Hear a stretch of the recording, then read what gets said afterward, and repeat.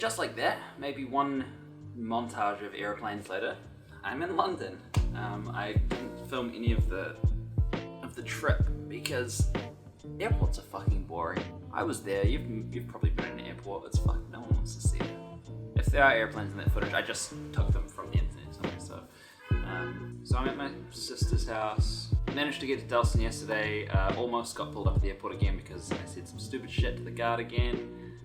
Just a little follow-up to my last video is, even if you are planning on staying indefinitely, have a story that has you leaving, pretty much. I was coming into London, which I meant to have 6 months anyway, and then I said that I was going on to Europe, and he was like, oh, do you have something back at home, taking you back home, like do you have a job or something waiting for you there?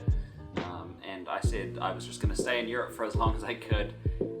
Or I kind of insinuated that, but after he pressed me a little bit, I said I was going to be there for 2 months at the most, and he was like, cool, that's when he stamped me. So just by having the story that I was moving on from even Europe, not just London, was what gave me the stamp to get in. Unless maybe he was just wanted to teach me about how he thinks the Schengen zone works for me, but I don't think that's his job. I don't think he's particularly interested in teaching me that or teaching anyone that, especially when he just wants to get me through and get to the line of 100 million people that were standing behind me. I'm really lucky. I've landed right into the correct sleeping pattern. I didn't get tired last night until about 10 o'clock and I fell asleep at about 11, woke up this morning at about 6, so a solid 7 hours sleep, and I'm right into the swing of things. So, catching up with Tamara tonight, my friend Tamara that I used to flat with. She lives with her sister, who's also in Dalston, which is where I am at the moment.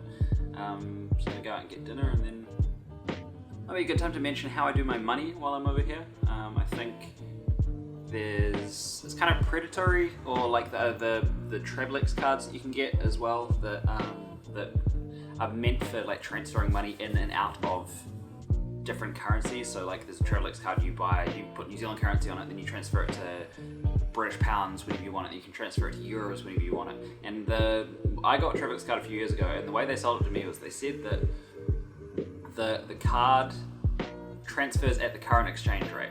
And I was like, oh, that's perfect. You know, how are they making money off this? It's just I'm putting New Zealand dollars in, transferring it at the current exchange rate to whatever other money I want to use, and then using it kind of over the counter. I did that for a little while before I realized that all the money that I put on the card as I transferred it was not being transferred at the current exchange rate, but was actually being transferred at the exchange rate that the company or the Travelex was setting.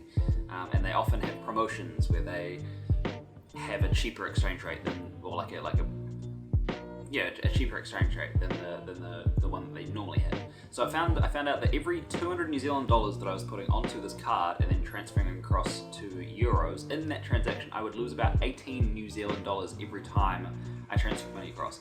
The cards are good if you want to use them over the counter, so if you're just swiping at like a restaurant or a bar or something like that, then it's you know, you don't have to have cash on person. It's not like a security thing. You don't have to worry about being mugged because they're only going to take your card, which they have no use for if they don't have the PIN number.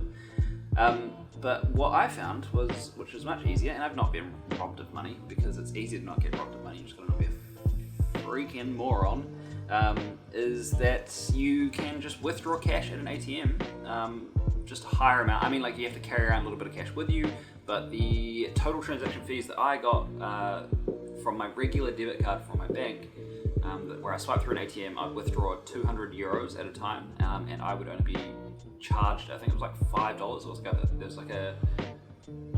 There was a conversion fee and a flat rate withdrawal fee, so it might have been just over $5. So $5 was the withdrawal fee, conversion fee was a few cents, or maybe like $1 or $2, and that was saving me $10 per withdrawal, which doesn't sound like much, but when you're on a bicycle, you gotta understand that $10 could be another 2 days, and if you do that every single time, every time you spend $200, $150, you know, you're over here with a few grand. You're cutting down on several weeks potentially worth of travel costs or worth of food, or I don't know if you want to spend it on a coffee or something like that. I don't know. It's the little bits that add up. So if you can look at yourself in that regard, then you can save money in so many other places.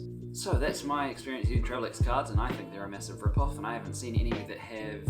I mean, like I've not been pitched any that have better terms. The girl at ANZ who pitched it to me originally was completely wrong about how they worked. I think she actually got in trouble before I left because she sold it to me so wrong, with so many wrong terms, that she sold it to me without me putting any money on it, which when they sell them to you, you're meant to put at minimum like $200 or $300 on them. I would recommend, if you're in another country, just use your regular EFTPOS card. Withdraw cash, keep your cash on you, just keep it in a wallet like you would any other money. I mean, as often as you're getting robbed at home, you're probably going to be robbed that often when you're overseas. And I'm thinking that when you're at home, you probably aren't robbed at all most of the time. If you are one of the people that has been robbed, then I'm sorry, but just take better care of your possessions. I'm being awfully accusatory. I'm hoping I will be able to be a little bit more dynamic with the filming and the shooting. As I go on, I'll get more brave. I'll get brave enough to take it out in public.